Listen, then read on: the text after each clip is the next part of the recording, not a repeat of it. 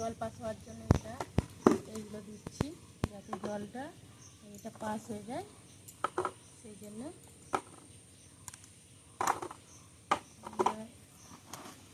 মাটি দিই।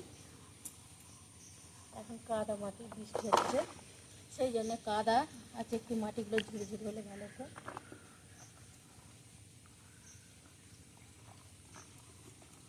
তারপরে আমি ওই আনাজ খোলাগুলো দেবো, এগুলো সব ভালো সার ফার হবে।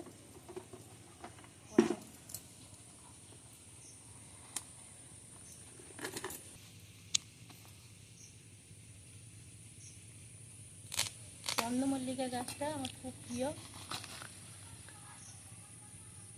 চন্দ্রমল্লিকা যেমন প্রিয়, এই কামিনী ফুলের গাছটাও আমার খুব প্রিয়, খুব গন্ধ ছড়ায়।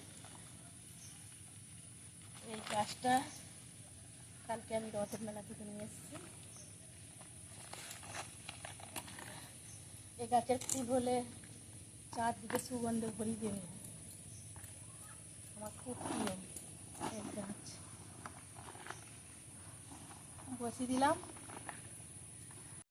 বর্ষাকাল তাই অল্প অল্প জল দিলেই এখন হয়ে যাবে গাছটা। দারুণ লাগছে গাছটা। টাটা।